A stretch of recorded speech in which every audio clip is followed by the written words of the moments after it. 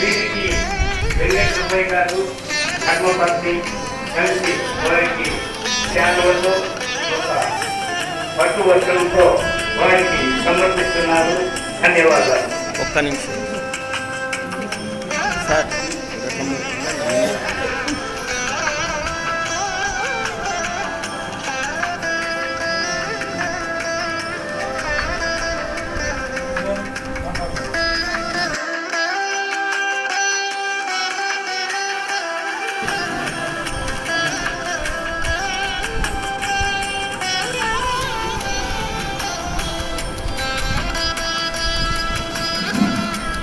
ఇట్లా చూడండి.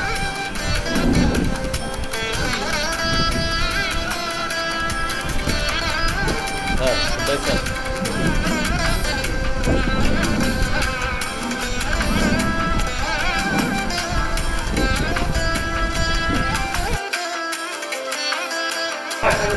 పనిచేసినటువంటి విట సుబ్రహ్మ గారి ధర్మపత్ని గారు సారు ఎంతో సేవ చేసి ఎన్నో సేవ కార్యక్రమాలు చేసినటువంటి పంపించాలి. నేను పంపించాలి మీకు.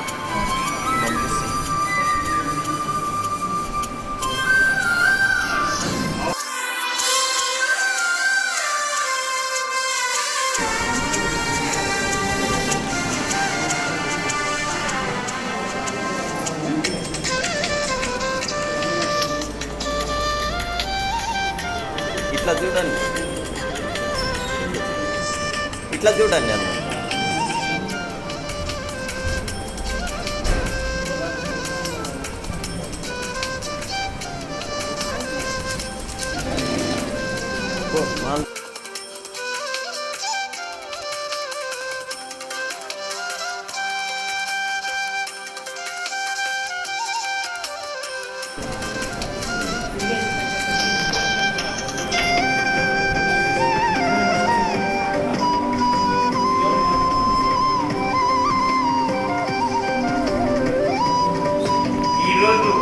వీరందరికీ కూడా సన్మానం చేయడమనే ఆలోచన మన అధ్యక్షుల వారికి రావడం చాలా సంతోషం ఉంది. ఇలాంటి కార్యక్రమాలు ఎన్నో చేయాలి. అలాగే 81 సంవత్సరం నిండిన వారికి కూడా ప్రతి నెల 2వ ఆదివారము ఎవరైనా పేర్లు ఉంటే ఇక్కడ ఇవ్వాల్సిందిగా కోరుతున్నాను. అవగాహనకి ధన్యవాదాలు.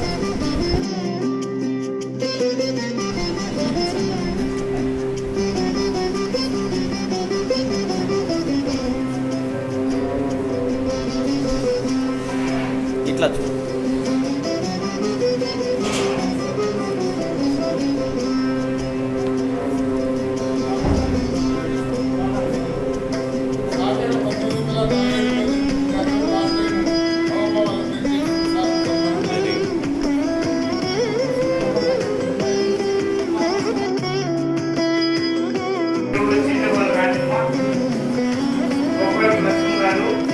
భర్త రామయ్య గారు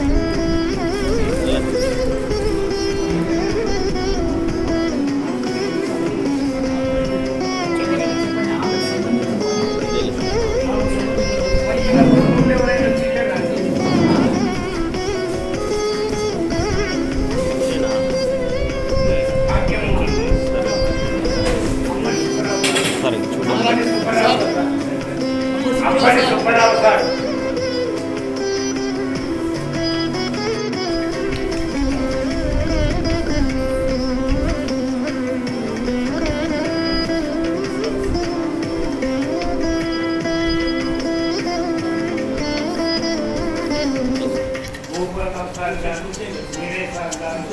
వీరిని గౌరవించడం జరుగుతున్నది. ధన్యవాదాలు. మేము పిలిచిన వెంటనే వచ్చి మా సన్మానాన్ని స్వీకరించినందుకు మీకు హృదయపూర్వక వందనాలు సార్. మీరు ఏదైనా సందేశం ఇవ్వాలనుకోవాల్సిందిగా కోరుతున్నాను.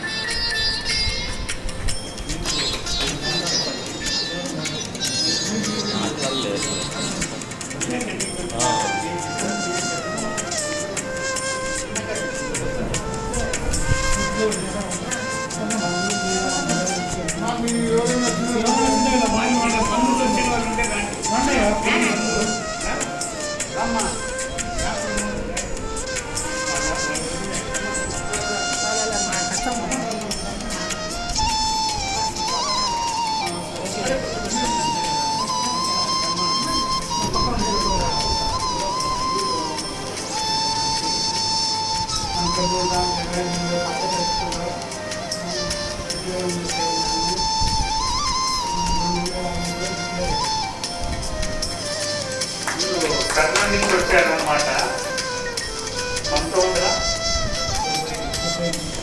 1970 సంవత్సరంలో కట్టేసి చిన్న వెంకటేశ్వర వచ్చేసారు. 2005 సంవత్సరాలు దగ్గర 19 సంవత్సరాల కింద రిటైర్ అయినారు. ఆయుర్వేద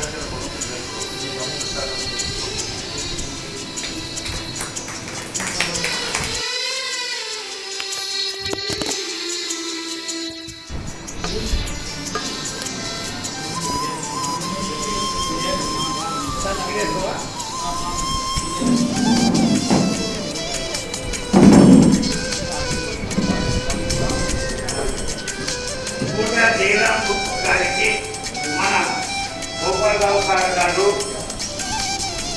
వీరయ్య సార్ వచ్చి ఇక్కడ పాల్గొనవలసిందిగా కోరుతున్నాను.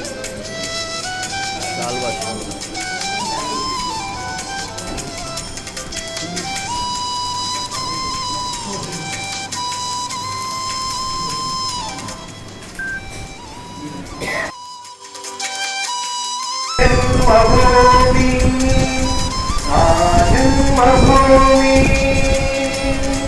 నా జన్మభూమి ఎంత అందమైన దేశము, నా ఇల్లు అందులో నా కమ్మని ప్రదేశము. అలా తామిరంగా అయినా తామిరంగా నా జన్మభూమి ఎంత అందమైన దేశము, నా ఇల్లు అందులో నా కమ్మని ప్రదేశము. నడిచే దారిలో నవ్వే పువ్వులు, శాంతి నాదాలతో ఎగిరే పిట్టలు. నడిచే దారిలో నవ్వే పువ్వులు, శాంతి నాదాలతో ఎగిరే పిట్టలు. పచ్చని పంటలు, వెచ్చని జంటలు, చల్లని జీవితం, ఇదే నవభారతం. ఆయన సామిరంగా ఆయన సామిరంగా నా జన్మభూమి ఎంత అందమైన దేశము, నా ఇల్లు అందులో నా కమ్మని ప్రదేశము. నా సామిరంగా ఆయన సామిరంగా బతకాలందరూ దేశం కోసమే, స్వాతం వంచన లేనిదే పుణ్యము.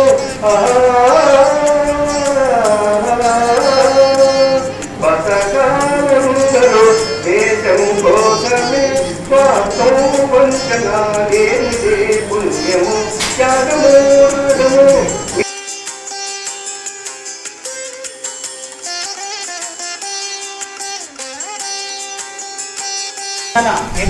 వెతుక్కుంటూ భారతదేశానికి కూడా వచ్చారు. వస్తే ఇక్కడ ఉన్నటువంటి పరిస్థితులన్నీ చూశారు. అదే ఇది మనకు వ్యాపారానికి బాగుంది, తర్వాత ఇక్కడ ఉండే సంపద కూడా మనం కోర్చుకోవడానికి అనువుగా ఉంది అని చెప్పేసి 16వ శతాబ్దంలో వచ్చిన వీళ్ళు అంటే పోర్చుగీస్ వాళ్ళు, డచ్ వాళ్ళు, ఇంగ్లాండ్ వాళ్ళు, వీళ్ళంతా కూడా ఫ్రెంచి వాళ్ళు, వీళ్ళంతా కూడా ఇప్పుడున్నటువంటి రాజుల మధ్య ఉన్న అనైక్యతలు, ఒకరిలో ఒకరు లేరు, చుట్టూ పెట్టుకుంటూ చేసుకుంటూ 16వ శతాబ్దం నుంచి 100 సంవత్సరాలు వ్యాపారం చేస్తున్నారు. తర్వాత వీళ్ళు సంపదతో పాటు చిన్న చిన్న రాజ్యాలు ఆక్రమించుకుంటూ 1857 వచ్చేదానికి చాలా మంది రాజులు గ్రహించి వాళ్ళని తిరుగుబాటు చేస్తారు. వ్యాపారం కోసం దాని వచ్చింది మా సంపదంతా రాబోతుకోవడానికి తిరుగుబాటు చేస్తారు. ఆ రోజు మీకు ఈ రాజుల ఐక్యం గురించి కానీ రాలా. తర్వాత 90 సంవత్సరాలు పట్టింది. 57లో తెచ్చుకోలేక అనిసిపడేసినారు వాళ్ళు. తర్వాత ఇక్కడికి వచ్చి తూర్పు ఇండియా ఒంటరి సంఘం అని చెప్పేసి ఒకటి ఏర్పాటు చేసి దాని ద్వారా పాలన చేస్తూ మళ్ళీ తర్వాత డైరెక్ట్గా బ్రిటిష్ వాళ్ళు చెందినే వెళ్ళిపోయింది. 18 దగ్గర ఒక 600 మందికి ఇప్పుడు చెప్పాను.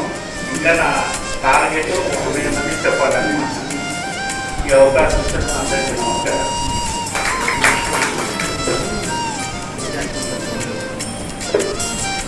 Thank you sir. సార్ ఇంకా ఎవరైనా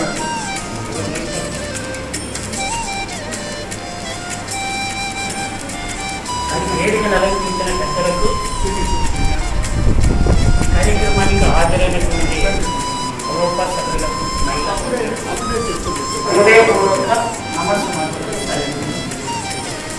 ఈరోజు స్వతంత్రం వచ్చి 77 సంవత్సరాలు పూర్తయి 78వ సంవత్సరంలోకి సాగుతున్న శుభ సందర్భంగా దేశమంతటా కాశ్మీర్ నుంచి కన్యాకుమారి వరకు ప్రతి నగరంలో, ప్రతి గ్రామంలో ఈరోజు పాఠశాలలు కావచ్చు, ఆఫీసులు కావచ్చు, ప్రభుత్వాలు కావచ్చు, అన్ని చోట్ల కూడా ఒక్కసారి ఈ స్వాతంత్రం సంపాదించి మన చేతుల్లో పెట్టినటువంటి మహనీయుల గురించి వాళ్ళని తెలుసుకోవడానికి, ఈ జనరేషన్ వాళ్ళు తెలుసుకోవడానికి ఏర్పాటు చేసినటువంటి ఈ కార్యక్రమం దేశమంతటా కూడా ఆనందంగా జరుపుకుంటున్నారు సార్. కుల, మతం ఎలాంటి భేదాలు లేకుండా ప్రతి ఒక్కరూ ఆనందంగా జరుపుకుంటున్నటువంటి కొన్ని మామూలుగా చర్చబడుతుంది సార్. కొందరు హిందువులు చేసుకుంటారు, కొందరు ముస్లింలు చేసుకుంటారు, వారి పండుగలు. కానీ ఈ జాతీయ పండుగ ప్రతి ఒక్కరూ పార్టిసిపేట్ అవుతున్నారు. మరి ఇది సార్ ఎందుకు మనకు స్వాతంత్రం వచ్చిందని ప్రత్యేకంగా చెప్పుకుంటున్నాం సార్. దాదాపు 16వ శతాబ్దంలో భారతదేశంలో ఈనాడు ఒక్కడిగా ఉన్న భారతదేశం దాదాపు 366 దేశాలుగా చీలిపోయింది. అలాంటి సమయంలో కొన్ని బలంగా ఉన్నాయి, కొన్ని బలహీనంగా ఉన్నాయి. రాజులు, సామంత రాజులు ఇలా పాలన చేస్తున్నారు. ఆ సమయంలో బ్రిటిష్ అంటే యూరోపియన్లు అంటే తరతరాలు వస్తుందన్నమాట. ఎక్కడి పోయినా కూడా మన భారతీయులే అన్ని రకాల ఉద్యోగాలు ఉండాలన్నమాట. ఇండియన్ అంటే ఒక బ్రాండ్, నమ్మకస్తుడని ఉందన్నమాట. ఎక్కడికి పోయినా కూడా సావుకారు ఇంకా సావుకారు చేస్తాడని ఇదోటి చేయడు. వాడు సావుకారు చేసి దానివల్ల ఈడు లబ్ధి పొందుతాడు. దీనికి జీతాలు పెరుగుతాయి, ఇంకొక కంపెనీ వచ్చేదానికి కూడా ప్రయత్నం చేస్తారు. అన్ని రకాలుగా మన వాళ్ళు ఆఫ్రికాలో కానీ, ఇంగ్లాండ్లో కానీ, అమెరికాలో కానీ, ఆస్ట్రేలియాలో ఉంటారు. మన ఉద్యోగులు కూడా కొంత కాబట్టి కొన్ని విషయాలు గురించి చెప్తున్నా అనమాట. అన్ని కోర్సులు ఫలాన్ని టైంలో మనం జాయిన్ కావాలా, ఫలాన్ని టైంలో జూనియర్ కూడా కాలేజ్ చేస్తారు. ఇది అనేది 360 రోజులు ఎప్పుడైనా జాయిన్ కావాలి. 365 రోజులు ఇది చదవాలంటే ఇంటర్మీడియట్ చదివేటప్పుడైనా ఫౌండేషన్ కోర్స్ ఉంటుంది, అప్పుడు జాయిన్ కావచ్చు.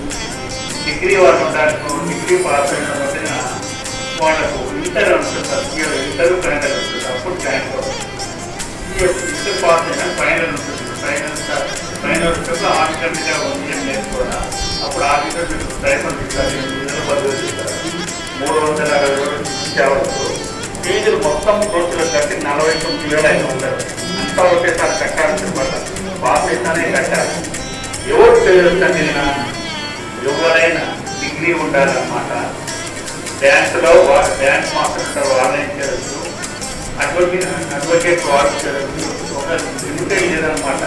బిఎస్సీలో ఎంపీసీ చేస్తే వాళ్ళు ఇంజనీరింగ్ పోతారు, బిఎస్సీలో బయటకు చేస్తే డాక్టర్ అయిపోతారు. దీంట్లో ఎవరైనా కావచ్చు. డ్యాన్స్లో సర్టిఫికెట్ ఉన్నా కూడా వాళ్ళు కావచ్చు. ఇది ప్రపంచంలో మనకు కావాల్సిన చోట ఎగ్జామ్స్ రాయచ్చు అనమాట. ఫీజు తక్కువ, ఫలితం ఎక్కువ ఉంటుంది అనమాట. దాని గురించి కావాల్సిన ఎప్పుడైనా నాకు ఫోన్ చేయొచ్చు, నేను దాని గురించి చెప్తాను. ప్రతి ఒక్క క్లాస్ పోయి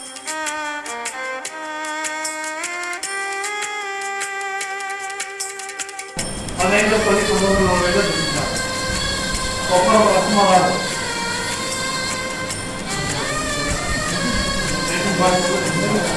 కొత్త ప్రయాణమా నేను పార్టీ వాళ్ళు చూపించారు. విశాల గోమ 1940 దాదాపు కోటి ఏకైక పొలం ఇళ్ళకి ఆనందించి ఇప్పుడు సన్మానం చేస్తున్నాం. ముందు వీళ్ళు ఏది వాటి ముందు సన్మానం చేస్తున్నారు.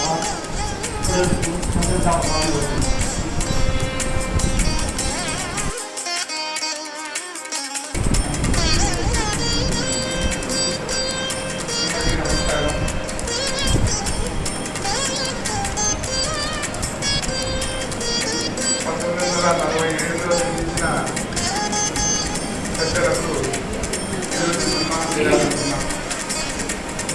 గతంలోనే అవపా సభ్యులు 1947 దాదాపు 2025లో 24 మంది చేశారు.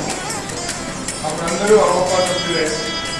ఇప్పుడు మిగతా ఆర్యవేశ సభ్యులకు కూడా చేయాలనే ఉద్దేశంతో ఈసారి ఆర్యవేశులందరికీ గుర్తిలో ఉన్న ఆ సంవత్సరం 1947లో జన్మించిన వారికి చేయాలని అనుకొని వాట్సాప్లలో ప్రచారం చేయడం జరిగింది. కాకపోతే ఇంత పెద్ద ఊళ్ళో కేవలం 6 మందే మాకు ఆ సంవత్సరం జన్మించినారనే వాళ్ళు మనకు తెలిసింది. అంటే ఇంకా ఎంతమంది మా అందరికీ ప్రచారం కాలేదేమో మరి తెలియదు. కేవలం 6 మంది మాత్రమే ముందుకు రావడం జరిగింది. అలాగే మేము ప్రతి 2వ ఆదివారము వృద్ధాప్య పెన్షన్ ఇస్తున్నాము. ఆ రోజు 81 సంవత్సరం నిండిన వారికి సహస్రచంద్ర దర్శనం అనే పేరు మీద సన్మానం చేస్తున్నాం ప్రతి నెల. కాబట్టి మీకు కూడా ఎవరైనా తెలిసిన వాళ్ళు ఉంటే 21 సంవత్సరం నిండిన వాళ్ళు మాకు తెలియజేస్తే వారికి మేము ప్రతి నెల 2వ వారం వృద్ధాప్య పెన్షన్ ప్రతి రోజు వాళ్ళకు సన్మానం చేయడం జరుగుతుందని తెలియజేస్తున్నాము. మీకు ఎవరైనా తెలిసిన వాళ్ళు ఉంటే చెప్పండి.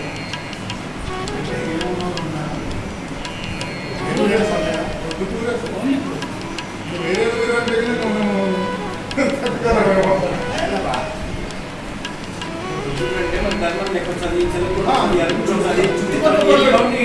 చుట్టుపక్కల పల్లెలు అంటే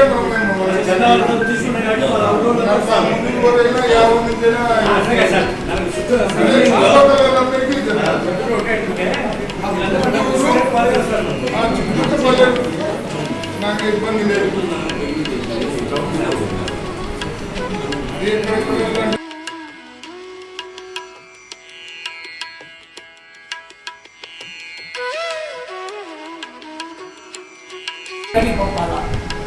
ఓర్పు, శాంతి ఇవి పనిలో ఈయనను మనం తరిమి కొడితేనే మనకు స్వతంత్రం ఇస్తుంది అని చెప్పి నమ్మినటువంటి వాళ్ళు కొంతకాలం ఉద్యమంలో గడిపినారు.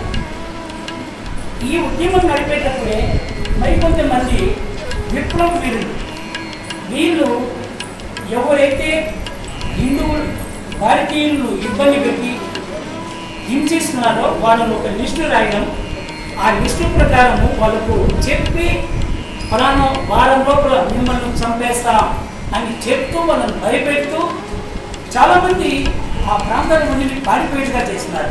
అలాంటి వాళ్ళల్లో అల్లూరి సీతారామరాజు, భగత్ సింగ్, సాఫేకర్ సోదరులు, అజాద్ చంద్రశేఖర్ ఇలాంటి మహనీయులు తమ ప్రాణాలను ఒడ్డి తెలుసు వాళ్ళు మనం తిరుగుబాటు చేస్తే మనతో స్వతంత్రం వస్తుందని తెలుసు వాళ్ళు. అయినా మనమంతూ చేయాలని చెప్పి దొరికిపోయి కొందరు తుపాకులకు బలైకున్నారు, కొంతమంది ఉరికంబాన్ని ఎక్కించినారు. ఇలాంటి వాళ్ళు కూడా జరిగింది సార్. ఇక లాస్ట్ స్టేజ్లో మిగతా వాళ్ళు ఇట్లా ఆవేశంతో మనం పోరాటం చేయకపోతే మనకు స్వతంత్రం కాదు, శాంతియుతంగా ఓటుతో అది కొన్ని సంవత్సరాల పద్ధతి అయినా మనం చేస్తామన్నటువంటి వాళ్ళలో 1920 నుంచి 47 వరకు 1920 నుంచి 47 వరకు సుదీర్ఘంగా 27 సంవత్సరాలు ఆపకుండా చేసినటువంటి వాళ్ళు గాంధీజీ నాయకత్వాన మరికొంతమంది సర్దార్ వల్లభాయ్ పటేల్ కావచ్చు, ఇలాంటి వాళ్ళు చాలామంది ప్రజలను లాక్కొని అంటే మనం ఒక్కరిమే పోరాటం చేస్తే రాదు, ప్రజలు కూడా కలుపుకోవాలని చెప్పి ప్రజలు కలుపుకొని పోరాటం చేసినారు. ఇట్లా 6 తరాలు వాళ్ళు చేసి 1947లో మనకు స్వతంత్రం వచ్చింది. కాకపోతే చివరిలో తెచ్చిన వాళ్ళని మనం